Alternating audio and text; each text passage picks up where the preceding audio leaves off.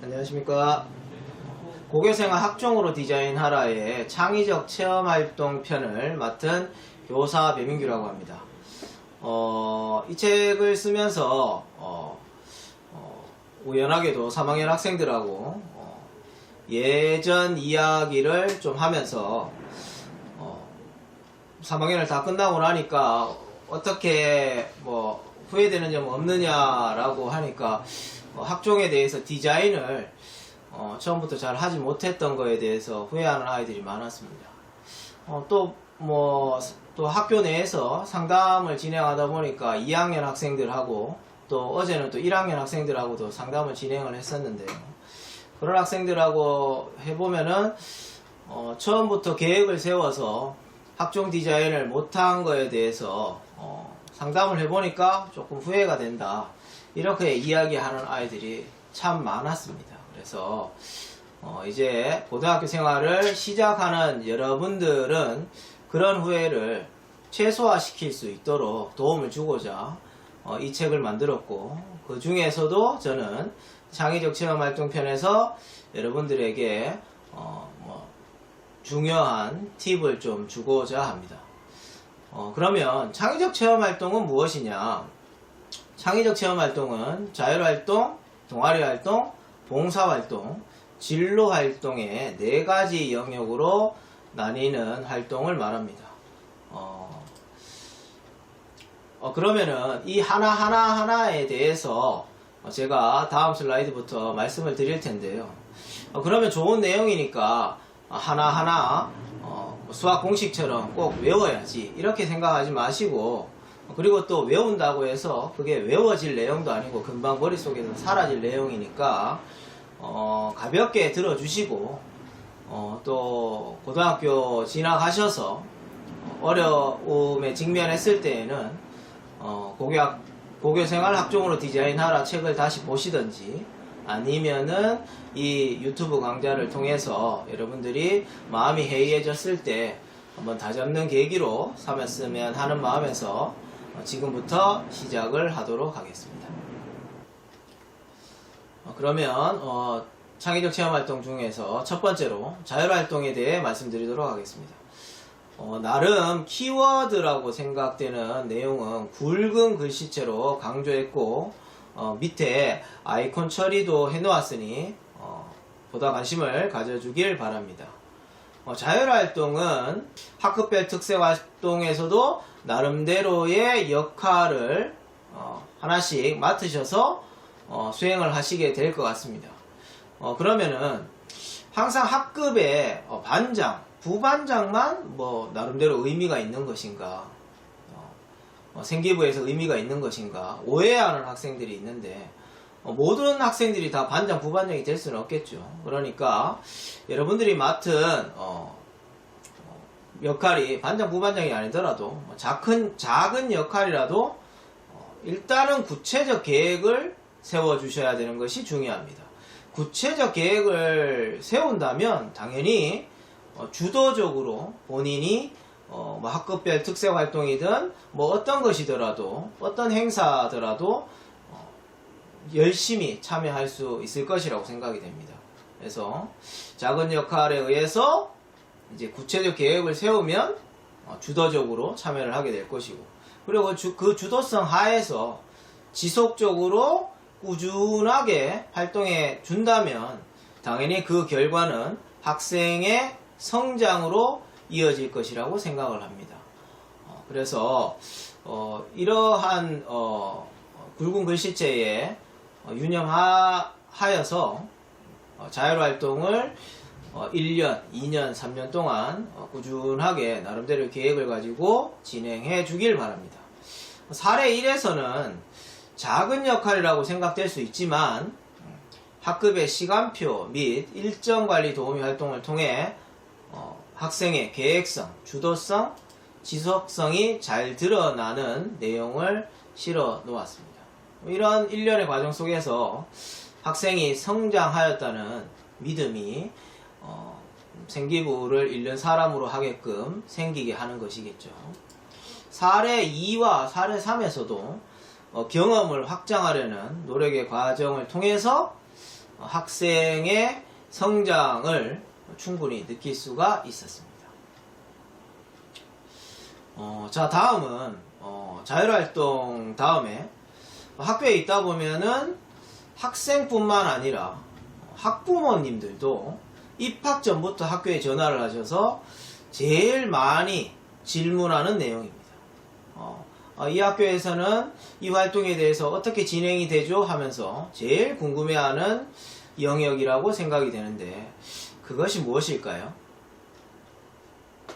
예, 학교에 있다 보면은 학부형님들 아니면 학생들로부터 제일 많이 전화를 받는 활동은 동아리 활동입니다. 그 학교에 가면은 어떤 동아리가 있나요? 동아리 개수는 몇 개인가요? 등등의 전화 문의를 굉장히 많이 하고 있습니다. 동아리 활동은 학생의 전공에 대한 어떤 적합성 내지는 전공보다 조금 더 큰 개념인 계열에 대한 적합성을 드러낼 수 있는 활동으로 여겨지고 있습니다. 그러면 여러분들은 이제 학교에 가게 돼서 학교에서 마켓 같은 것이 열려서 동아리에 대한 설명을 듣게 될 것입니다. 그러면 여러분들은 아무거나 선택을 하나요? 굉장히 중요한 동아리 선택에서 아무거나 선택하지는 않을 겁니다. 여러분들이 제일 관심 있어 하는 동아리를 선택을 하게 되겠죠. 당연히 여러분들은 전공에 대한 관심에서부터 시작해서 동아리를 선택하게 될 겁니다. 그럼 전공에 대한 관심으로 시작을 해서 몇 가지의 동아리 내에서의 활동을 하고 끝나나요? 그렇지는 않죠. 학생들 경우에는 몇 가지의 활동만 딱 하고 그만두는 경우를 종종 볼 때가 있습니다. 그런데 열정과 도전 정신이 있는 학생들은 하나의 활동을 하면 끝맺음을 하고 탐구, 조사 아니면 실험을 하고 나면은 당연히 그 다음 활동을 통해서 그것에 대한 또 다른 결과물을 만들려고 노력하고 또 궁금증이 생기고 호기심이 생겨서 또 그 다음 활동을 하고 이런 식으로 꼬리에 꼬리를 물면서 동아리 활동을 진행하는 경우를 많이 보았습니다. 그런 학생들의 경우에는 당연히 기록물을 읽었을 때에 학생의 변화의 모습, 성장의 모습을 충분히 느낄 수 있으면서 제가 그 기록을 보면서도 읽는 저로서도 굉장히 기분이 좋아지는 경험을 하게 되었습니다. 당연히 여러분들이 열정과 도전 정신으로 똘똘 뭉쳐서 한다면은 관찰자이신 선생님은 당연히 좋은 기록으로 이어질 것이고 대학에서 평가를 하시는 입학사정관도 제가 방금 느꼈던 그런 것처럼 충분히 학생의 성장을 동아리 활동을 통해서 미루어 짐작할 수 있을 거라고 확신을 합니다. 사례 1, 2, 3을 한번 보면은 전공에 대한 관심과 열정이 있는 학생들은 어떻게 활동을 하는지 아실 수가 있습니다.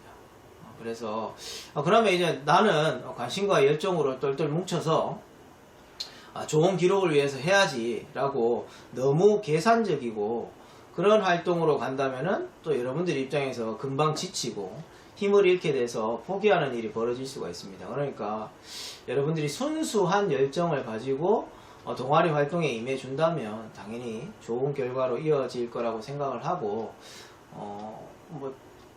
마지막으로 한 번 더 당부 드리자면 동아리 활동에서 중요한 것은 아무래도 관심과 순수한 열정 그걸로 끊임없이 준비하고 알아보고 탐구하고 조사하고 실험해보는 것이 중요하지 않을까 생각을 해봅니다. 예, 다음으로는 봉사활동입니다.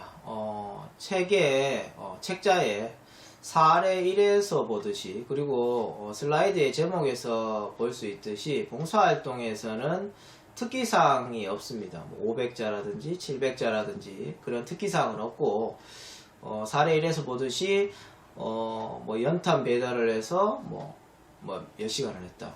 교과 도우미를 해서 몇 시간을 했다. 이런 식으로 누가 기록으로 이루어진다는 점 그런 점들이 다른 활동들과 기록적인 면에서의 차이점이라고 생각합니다. 하면 되겠습니다. 그러면 여러분은 봉사하면 무엇이 제일 먼저 떠오르나요? 저는 진정 어린 마음이 제일 먼저 떠오릅니다. 진정 어린 마음으로 봉사하는 장면들을 매스컴을 통해서 여러분들이 봤을 때 여러분들도 감동을 받지 않습니까? 그래서 저는 진정성 있는 활동이 봉사활동에서 굉장히 중요하지 않나 이런 생각이 듭니다. 그럼 그 진정성 어린 봉사활동의 실적을 통해서 당연히 평가자는 학생의 동기를 찾을 수가 있겠고 그 동기를 통해서 일회성이 아닌 지속적인 활동을 계속 꾸준히 이어준다면 당연히 또 학생의 성장된 면모를 평가자 입장에서 파악할 수 있을 거라고 생각을 합니다. 그런데 서두에서도 말씀드렸듯이 봉사활동에서 달라지는 점이 있습니다. 책자를 보시면 아시겠지만 개인 봉사활동 실적은 대입에서 미반영된다라고 매스컴을 통해서도 여러분들이 많이 들었을 겁니다. 책자 봉사활동의 Q&A에 적어 두었는데요. 그런데 학교 교육 계획에 의거해서 학기 초에 학교 교육 계획에 의거해서 봉사활동을 한다면 이것은 반영이 될 수 있습니다. 그래서 이 차이점을 반드시 기억해 주기 바랍니다. 그러면 학교에서 이루어지는 학생 주도의 프로젝트형 봉사활동에는 어떤 것이 있을까? 궁금해야 정상이겠죠. 그래서 책자에 보면은 학생 주도 프로젝트형 봉사활동에는 자기주도적 봉사활동, 그리고 학급 및 동아리 단위 봉사활동, 사제동행 봉사활동, 지역사회 연계 봉사활동, 진로 및 분야별 전문성 신장 봉사활동이라고 제가 조금 요약해서 적어 보았는데요. 이러한 활동들을 가지고 학교 교육 계획에 의거해서 활동을 해 준다면 당연히 대입에 좋은 영향을 끼칠 것이라고 생각이 됩니다. 그런데 봉사시간 인정에 대해서도 좀 말씀을 드려야 되겠네요. 봉사시간 인정은 하루에 8시간이 최대입니다. 8시간 이내가 원칙이라서 평일에 여러분들이 수업을 하죠. 수업을 하는데 7교시까지 한다. 그러면 당연히 1시간만 인정이 될 것이고 6교시까지 수업을 하는 경우도 있을 수가 있겠죠. 그러면은 2시간만 인정이 된다는 점 여러분들이 입학하는 학생들이기 때문에 한번 얘기를 드립니다. 그런데 아까 학생주도 프로젝트 봉사활동에서도 나왔듯이 학급 및 동아리 단위 봉사활동을 하는데 예를 들어 동아리 활동을 하는데 동아리 활동을 하면서 봉사활동까지 겸하자. 그러면은 하나의 활동으로 중복 기재는 될 수가 없으니까 그것은 동아리 활동으로 기록이 되는 겁니다. 그러니까 동아리 활동 단위에서 친구들끼리 동아리 부원들끼리 봉사활동을 하려면 동아리 시간 이외에 계획을 따로 잡아서 학교 교육 계획에 의거해서 실시해야만 인정이 된다는 점 마지막으로 한 번 더 강조를 드리면서 봉사활동에 대해서 마치도록 하겠습니다. 예, 이제 창의적 체험활동의 마지막 영역인 진로활동에 대해서 말씀드리겠습니다. 자율활동 그리고 동아리 활동은 500자 기록이었죠. 그런데 진로활동은 슬라이드 상단의 제목에서도 볼 수 있듯이 700자 기록이라서 앞전에서도 말씀드렸듯이 굉장히 중요도가 높다 이렇게 말씀드릴 수가 있겠습니다. 사실 자율활동도 학급별 특색활동 영역에서 진로와 관련된 걸 주제로 잡는다면 충분히 진로와도 연관성이 있고 그리고 동아리 활동도 당연히 계열 적합성, 전공 적합성 이야기를 했지 않습니까? 동아리 활동에서도 당연히 진로와 연관성이 당연히 있습니다. 이처럼 진로 활동은 사실은 학생부의 거의 모든 영역과 연관관계를 맺고 있다고 생각하는 것이 합당합니다. 그래서 그만큼 이제 진로활동이 중요하다라고 생각하고 여러분들이 3년 내내 진로에 대해서 관심을 가져야 될 것 같습니다. 다시 본론으로 돌아오면은 여러분들 진로가 무엇이죠? 진로의 다른 말은 무엇일까요? 저는 꿈이 아닐까 이런 생각을 해봅니다. 진로를 정한다는 말, 꿈을 정한다는 말이 되겠죠. 그 꿈의 실현을 위해서 꿈을 정하고 나면은 당연히 학생들은 당연히 자기주도적이면서도 끊임없이 고민하고 실천해야 그 꿈을 실현할 수 있겠죠. 제가 방금 전에 자기주도적이고 끊임없이 라는 말을 했습니다. 그런데 학생들하고 상담을 하다 보면은 기록물을 보면서 학생들이 어떻게 살아왔는가 상담을 해보면은 후회하는 학생들의 대부분이 자기주도적이지 않다는 것을 발견을 하게 됩니다. 무슨 말이냐, 하나의 활동을 하고 나면은 그냥 탐구하고 조사하고 발표하면 끝인 아이들이 굉장히 많습니다. 동아리 활동에서도 얘기했지만 탐구하고 조사하고 발표를 했으면 또 그 다음에 또 새로운 호기심과 궁금증이 생겨서 그 다음 활동을 해야 됨에도 불구하고 학생들이 하나만 딱 하고 끝이다 이렇게 생각하는 경우가 많고, 그러다 보니까 끊임없이 생각하는 학생들, 자기주도적인 학생들, 그런 학생들은 논문을 보더라도 책을 보더라도 한 편만 보면서 끝내질 않습니다. 꼬리에 꼬리를 물면서 계속 하는데 그렇지 않은 학생들을 보면은 조금만 하고 그만두는 경향을 많이 보면서 이런 면에서 자기주도적이고 끊임없이 하는 아이와 그렇지 않은 아이의 차이점을 보면서 이런 것이 큰 차이구나 이런 생각을 했습니다. 계속 또 자기주도적이고 끊임없이 고민하는 친구들에 대해서 얘기를 하게 되는데요. 그런 학생들은 창의적 체험 활동뿐만이 아니라 교과의 세트, 교과의 세부 능력 및 특기 사항에서도 그러한 특성들이 잘 드러납니다. 즉 아까도 말씀드렸듯이 진로활동은 모든 학생부의 모든 영역과 관련이 되어 있는 만큼 그런 학생들은 학생부 전체가 하나의 스토리를 가지고 나아가는데, 자기주도적이고 끊임없이 하는 아이들은 확실히 개별화된 자신만의 특성이 드러난 스토리를 드러내기에 읽으면서도 참 웃음 짓게 되는 일이 많았습니다. 사례 1, 2, 3에서는 진로를 탐색하는 과정적인 측면에 집중해서 한번 참고해 주길 바라고요. 다시 한번 더 강조하자면 진로활동은 학생부 모든 영역과 연결되어 있다는 점 명심하시고 잊지 말아 주길 부탁드립니다. 예. 창의적 체험활동 4가지 영역을 이제 다 말씀을 드렸습니다.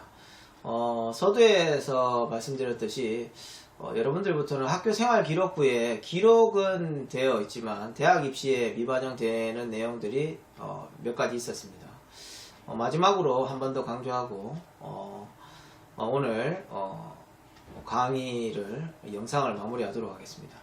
첫 번째가 교내 수상 경력이 미반영됩니다.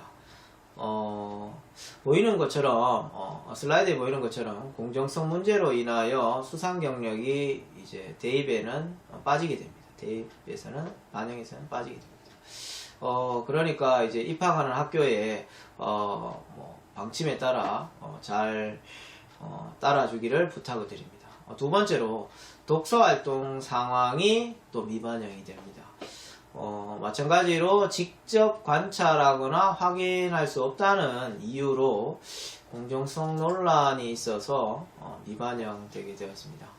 그런데 독서활동 상황이라는 란이 학생부에 특정 란에 있습니다. 그런데 이게 미반영된다고 해서 독서는 필요 없는 거야 라고 이제 성급한 생각을 할까봐 말씀을 드리자면 독서는 교과의 수업 장면에서 당연히 밀접한 관련이 있고 필요한 덕목으로 꾸준히 강조되어 왔습니다. 그래서 독서는 게을리해서는 안 되는 중요한 역량 중에 하나라고 생각을 합니다.